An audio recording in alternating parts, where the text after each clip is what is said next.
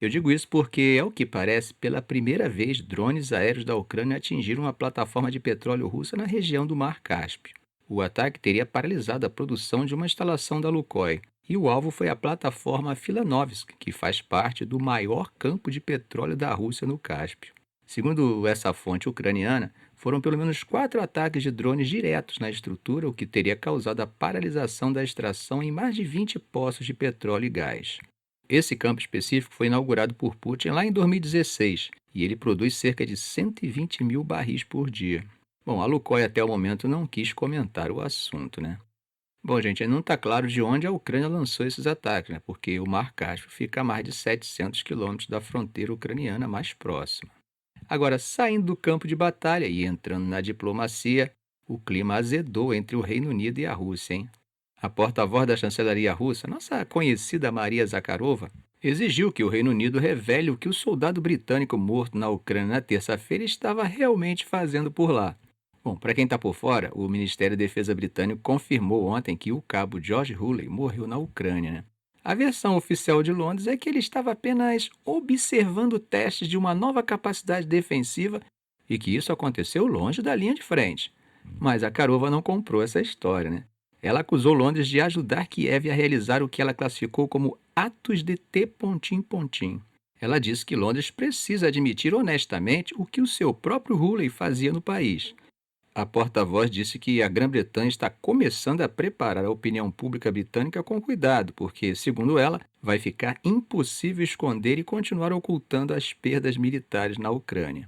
E disse ainda que o governo britânico não deveria enganar seus cidadãos dizendo que esses soldados são meros conselheiros ou instrutores.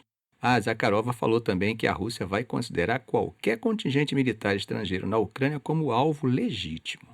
Gente, não é segredo para ninguém que o Reino Unido é um dos principais países da chamada coalizão dos dispostos, né?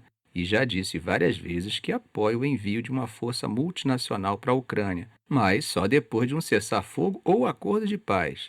Agora, o governo britânico nunca confirmou quantos militares tem no país, mas a BBC já reportou que existe sim um pequeno contingente dando apoio às forças ucranianas.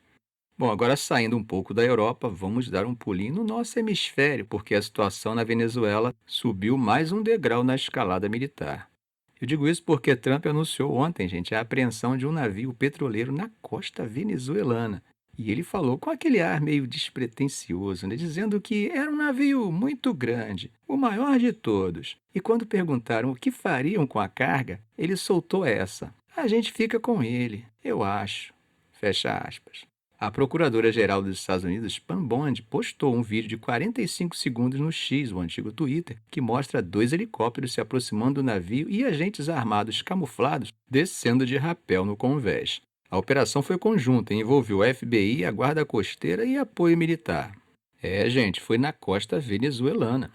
Estamos falando do navio Skipper, um superpetroleiro que antes se chamava Adisa.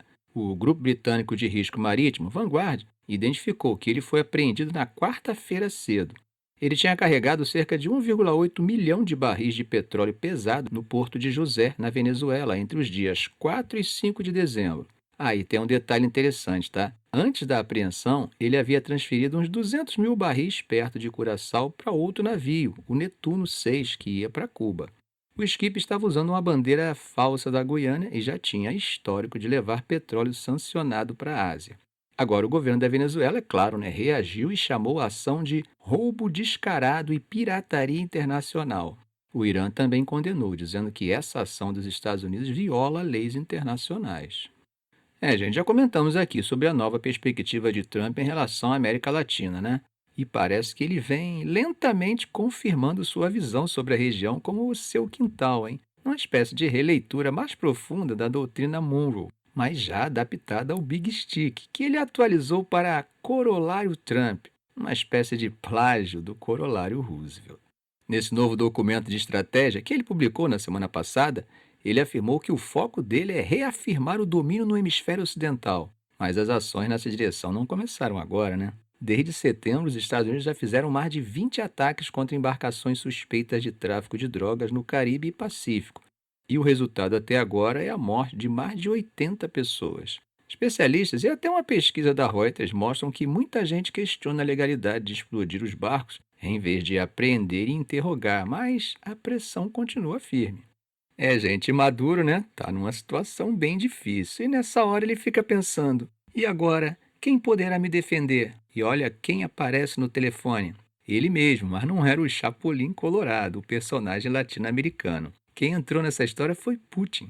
Sim, Putin ligou para o Maduro hoje e, segundo o Kremlin, Putin garantiu o apoio de Moscou ao governo venezuelano diante dessa pressão externa crescente.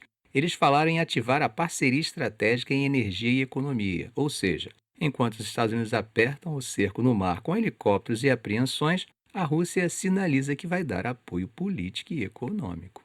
A pergunta que fica: será que isso é suficiente? Ficamos por aqui.